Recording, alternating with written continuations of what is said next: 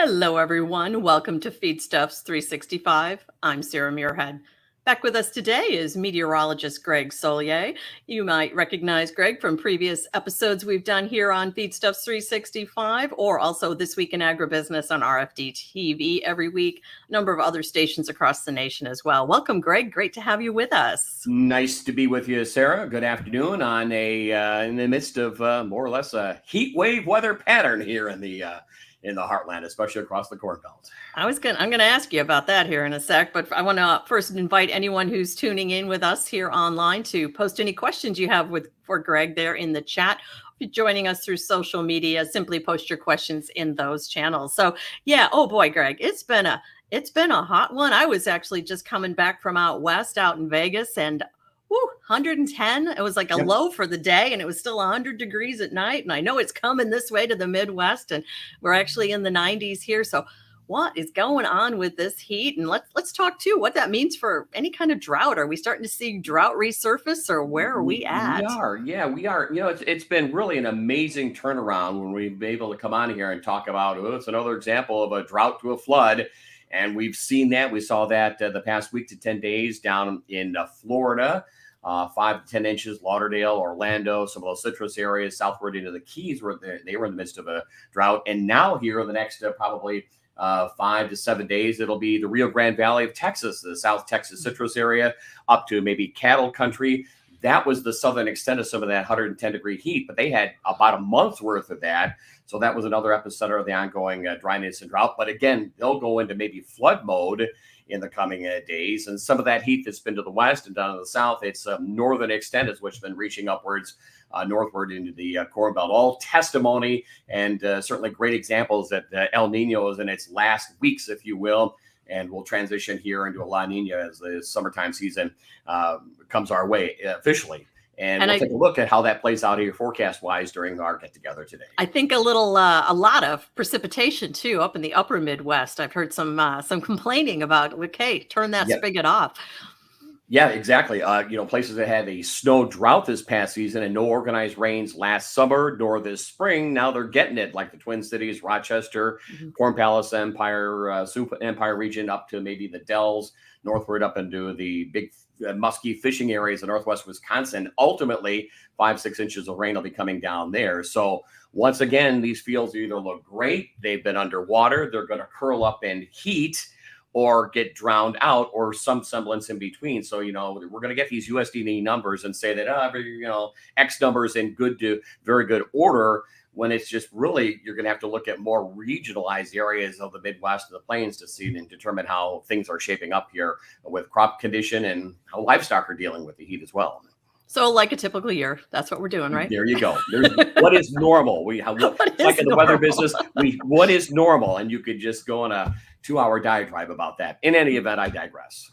Well, let's throw up your slides and let you get started here. Yes. First, in comparison, we always like to take a look at back what we had here in early December of the last wintertime season, December 5th of 2023, because this was essentially the epicenter of drought. The southern states, the western Corn Belt back into the southern plains. But if we take a look here in a quick comparison on roughly about almost 6 months to the time, in dramatic improvement. Yes, that has come at a price.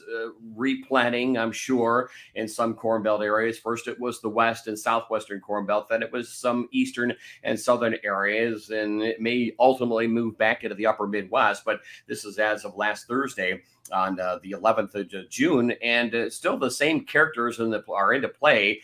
We've really reduced the western Corn Belt dryness and drought, but beginning to see, would you believe, already along that Illinois River through northern and western Illinois, some worsening. We're back down into the Arklatex and Missouri Boot Heel area of the lower Mississippi Valley. That's a worsening area. You can see Florida, which will show significant improvement. I think it was 9.54 inches of rain at Fort Lauderdale in about a 5-day time frame over the past week to 10 days down there on southward. So there ought to be improvement there. And of course, the worst of the dryness and drought, New Mexico, West Texas, cotton country, the Rio Grande, improvement.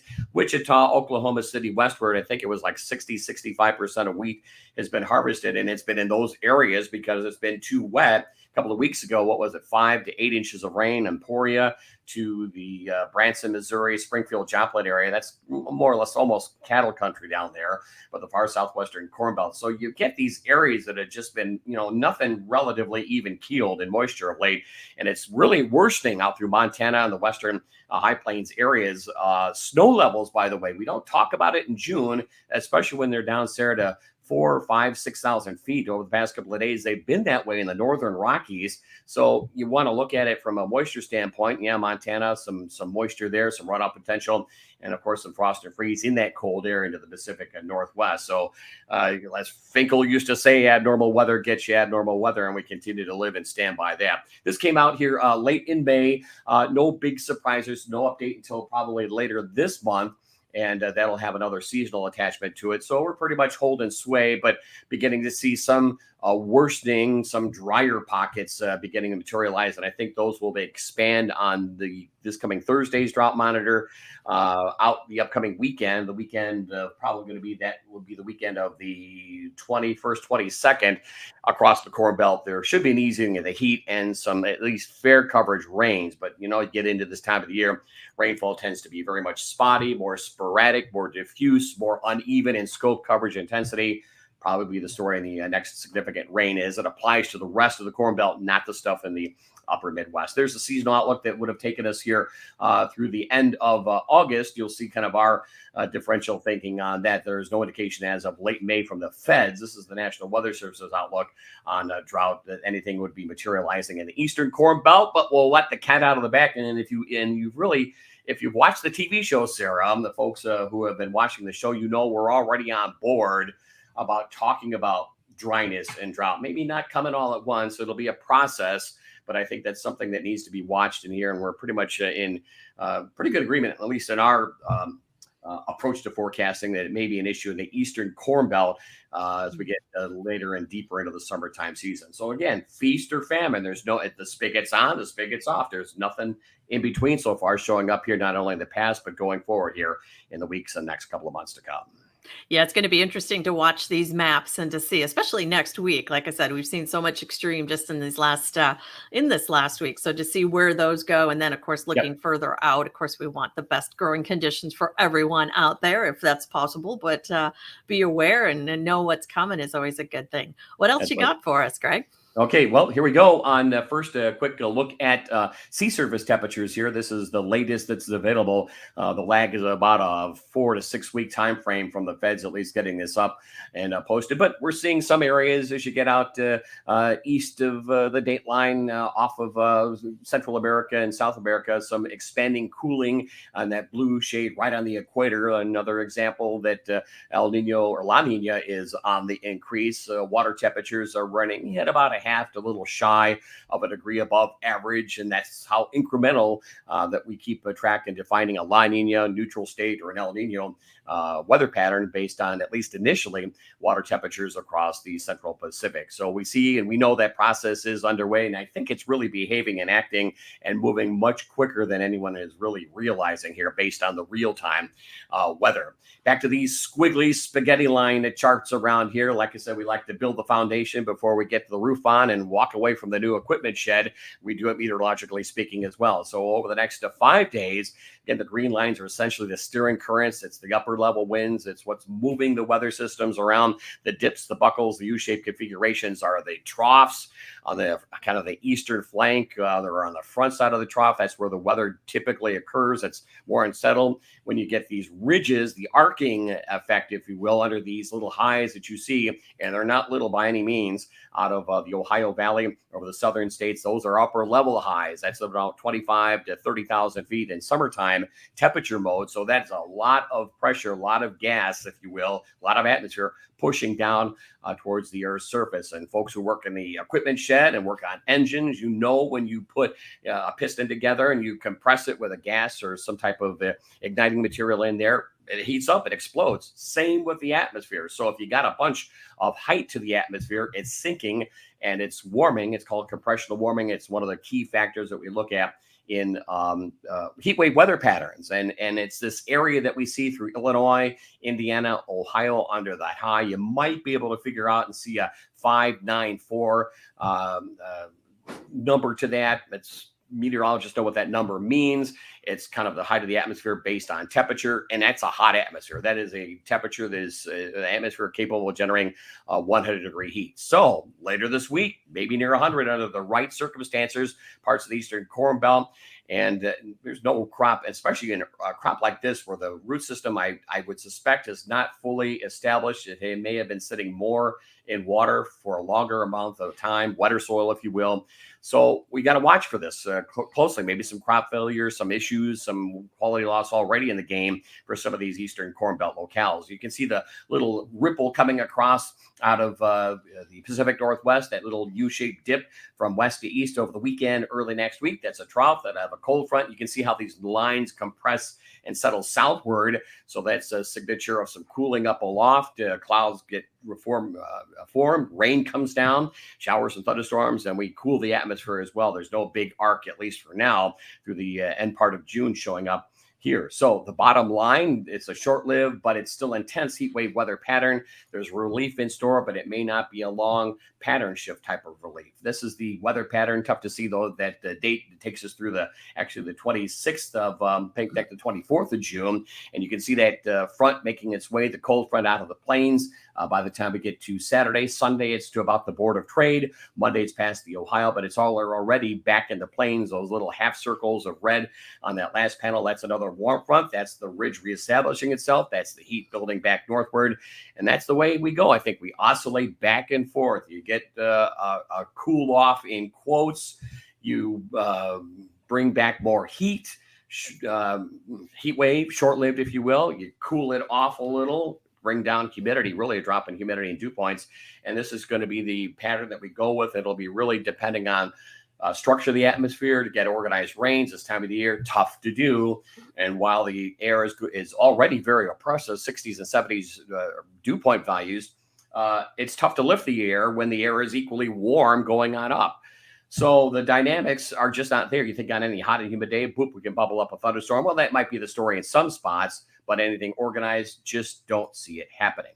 Now, what's helping me build up that 594 or 588 high in commodity folks and agriculture meteorologists, other meteorologists, I mean, they know what those numbers mean relative to summertime and relative to heat and stagnant weather and the inability of the atmosphere to generate rain. It's hot. It's capped off, as we call it. What builds that up, typically, when you get the tropics getting active, and they're already doing so, you can see a couple X's here. One is a system out of the Bay of Campeche this is the one that's going to make its way into Texas in the coming days. And then you've got another little diffuse feature kind of attached to a front. So there's some wind shear issues in the Southwest Atlantic, but then you see just lots of nothing in the Western Atlantic cloud-wise. Well, there's that high. There's the eastern flank of that high. And the tropical systems, north and northwest of their storm track, they kind of they intensify highs. They like to make their way into highs, upper level highs, because once the air comes in, simple dynamics, air comes in, you move it up, you got to move it out someplace. And the only way to do that is up aloft. And up aloft is where you see high pressure areas up aloft this time of the year in summertime. So the end result of these, the heat wave here is really the tropics getting busy. It is a piece of that western heat, part of the Texas heat, but also the tropics beginning to get busy. So this is just the short-term outlook for the next couple of days, but they are getting busy, and it will be a busy, active tropical season, Sarah. I think the National Weather Service is in for as many as 7 major, that would be a category 4 or higher storms this year to make landfall. As many as 25 to 30 named features. Yes, that means we run through the alphabet again or start it up again.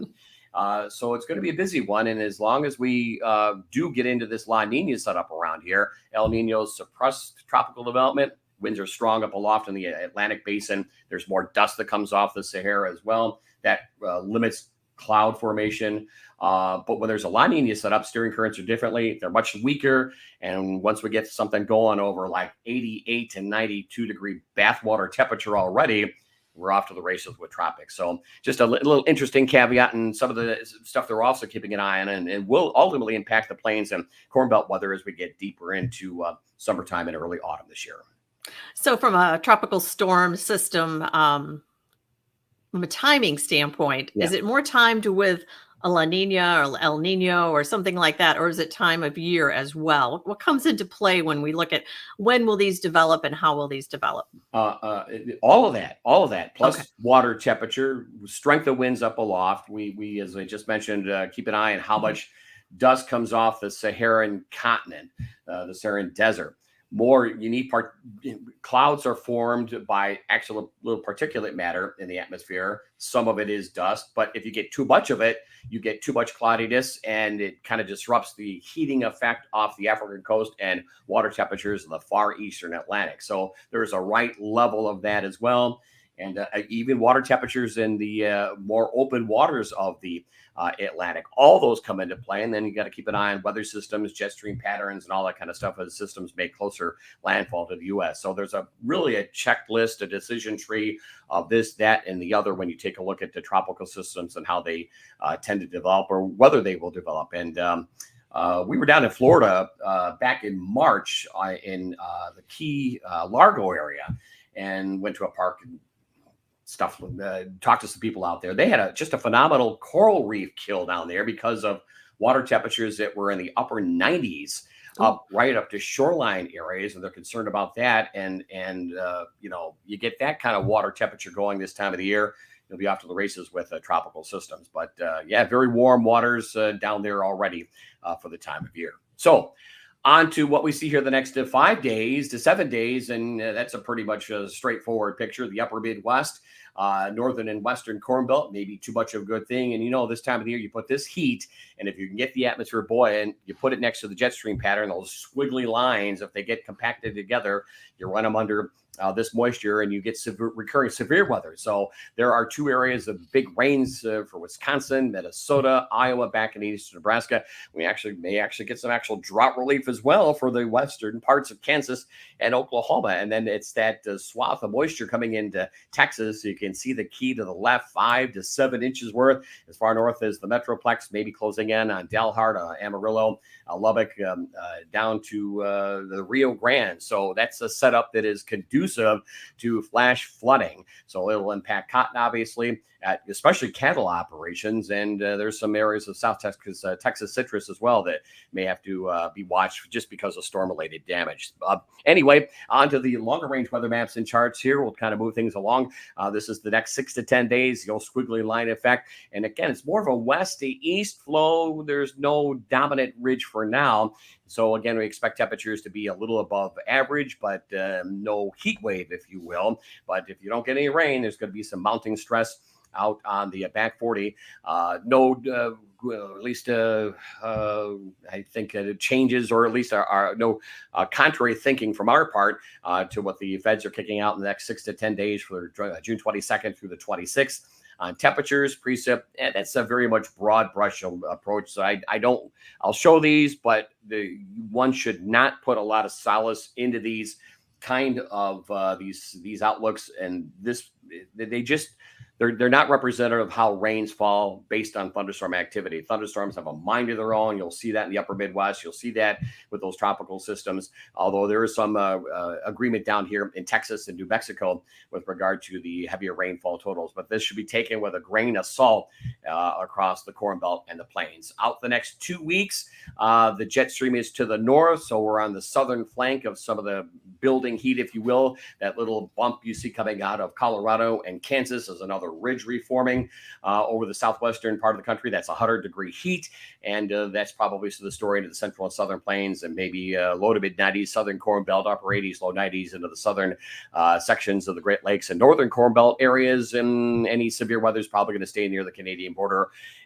So again, pretty much quieter, not intense heat, but no real significant improvement to temperatures and easing of stress on cattle operations and livestock, I should say, row crops across the Corn Belt areas as well. There's the outlook through the end of June, temperature-wise.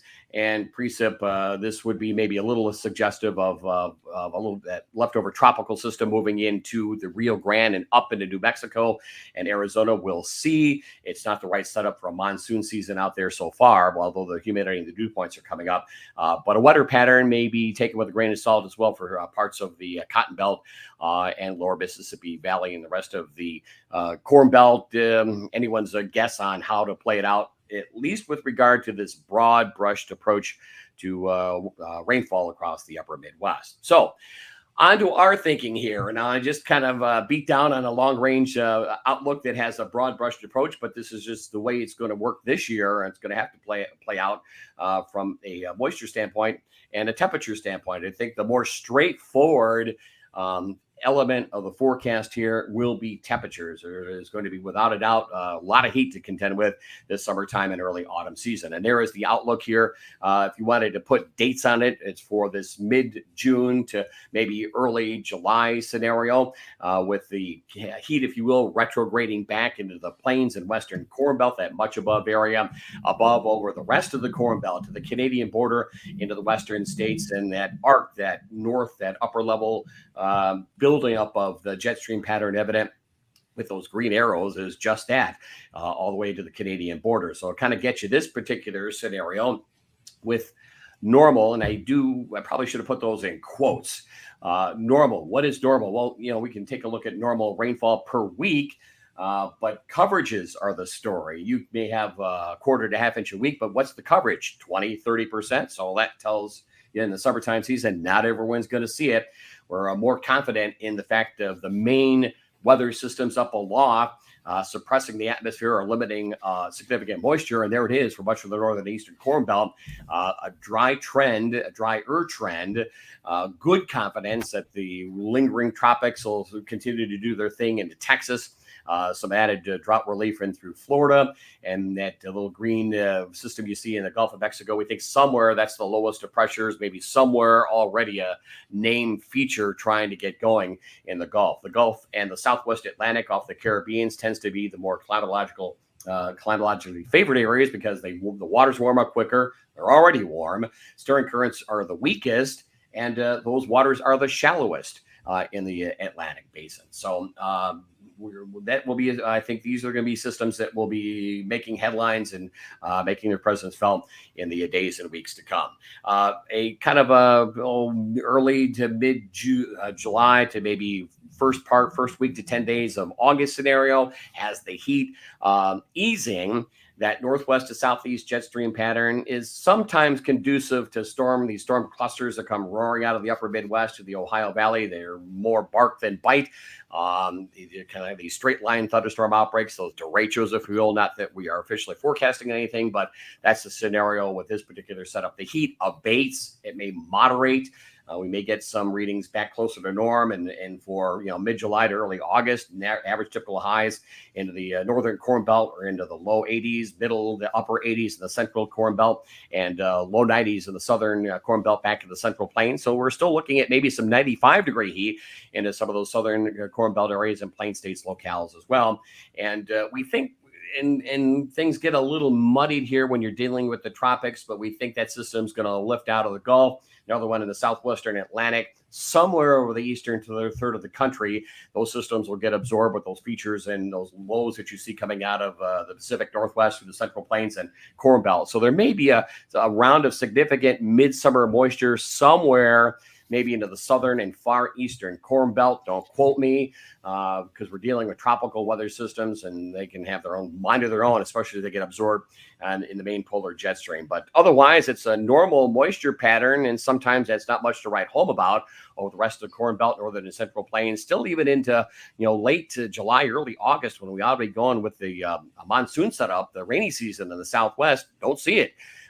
And so there may be some added stress with the runoff, which looks good in California off the Sierra, but that may be a moisture source that quickly winds on down here in the coming weeks. Here we go. This would be sort of a mid-August to maybe mid-September, including the Farm Progress Show out there at Boone, Iowa this year. You'll find me in any air-conditioned tent, and I may not move. But in any event, it's going to be a hot one, I think, a hot mid and late summertime for much of the Corn Belt into the maybe early autumn season, meteorologically speaking, for an area that has adequate soil moisture, a late planted variety, and timely rains. That we're okay. We'd be okay with this scenario, but I think we have mounting crop-related yield issues, some losses and stress on everybody, just dealing with a lot of late season 95 plus degree heat all the way into the Great Lakes region. And you put this kind of scenario in, and there is your very much bearish outlook from this particular weather forecaster on the summer season regarding rainfall. Not much to speak of over much of the Corn Belt. The tropics turn active. Remember, we talked about north of any tropical systems out of the Gulf or the Southwest Atlantic. You build high pressure for aloft. North of there, that would include the Corn Belt, northern and central plains, the northeast of New England. Hence the thinking that is a drier weather pattern there. So moisture in the Pacific Northwest and all sorts of issues across the Gulf Coast states down in that particular part of the country. So that's the story there, Sarah. That's our thinking here, at least as of mid-June, on how we're going to handle the summertime season. It may not be for the faint of heart, but it is what it is. And I wish I could change it, but I think as we've been talking about on radio, we had too much of a good thing. We're trying to find a middle ground, and we're going to go to the opposite complete end. I don't know how many times I've used in various parts of the country, drought to a flood, another drought to a flood, drought to a flood. We're going to go back to the other direction from a flood that we had in some areas of the Corn Belt back into a drought. So that's our thinking for summer 2024. If you have any questions for Greg, now's the time to post those there in the chat. But yeah, you posted the map on the temps and the dryness around that Farm Progress show, and we shouldn't have any trouble getting the crops out of the field. In our field demos, that's a plus. Yeah. So yeah, if you're, like I said, if you are even keeled, good tile lines, you get a timely rains, and that's timely favorable rains. It's scope, coverage, intensity. Not every rain system has its own identity. Thunderstorms have their own identity. So that's why, sometimes the forecast may be optimistic in the medium and longer range, and turns out to be somewhat disappointing in the actuality of the rain gauge itself. So yeah, there ought to be opportunity. I don't know if I don't think at Decatur where they were able to harvest last year. Were they at the Farm Progress It was site? one of those we had recent issues because it wasn't drying down. But yeah, exactly. But yeah, I think this year it looks like we'll be in good shape, and you and I just need to find a air conditioned ATV to hang out in. I was going to say that's right. I know somebody will just have to kick them out of their van. That's all. So. There we go. I know those people too. Looked like some good warm weather too for pollination when we start looking at that here in the Corn Belt. That's a very good point, because I think the heat will break by then a bit above average. So once again, it goes into the local area, the regional area.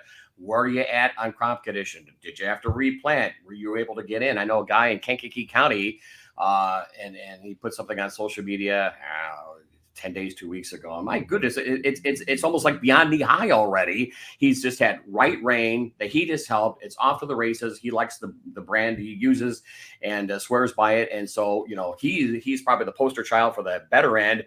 And I know folks in Missouri, talk to those folks once in a while down there. And some of those folks were drowned out early. They replanted, they got drowned out again.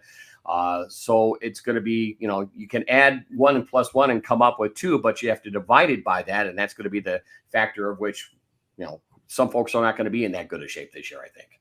All right. We're seeing some corn curling here in northern Illinois and some dry grass and all that. So starting to get, I think, a little bit in that dry side of things. Yeah. But and unless we get something here the weekend, at least into the northern and central Corn Belt, I'm not real excited until we get into, closer to maybe the 4th of July. What's that? 10, 12, 14 days out. And we're still, even if we drop temperatures back, sometimes you get better drying and evaporation, better as in faster, when you've got readings in the 80s and humidity in the afternoons down around 35, 40% versus 95. And it's just oppressive out there as all get out. So that's sometimes worse with pulling moisture and getting those evapotranspiration rates even faster and higher. So not like it's been the past few years when it's been kind of almost a no-brainer out there once we got going in the season. So right, yeah, it's hit us quick this year, it seems like. Yep. Summer is here. Early and often, another weather There we crazy go. case. Very good. Well, thank you so much, Greg, for joining us here again this month, and we'll see you back next month. All right, stay cool. Yeah, exactly. Thank you all for joining us as well. Hope the weather's good in your part of the country. A reminder, all Feedstuffs 365 segments are available at feedstuffs.com. Simply go to Feedstuffs in the nav bar, Feedstuffs 365, click on that, and you can watch Greg, rewatch it, share it, or watch any of our other past segments. For Feedstuffs, I'm Sarah Muirhead.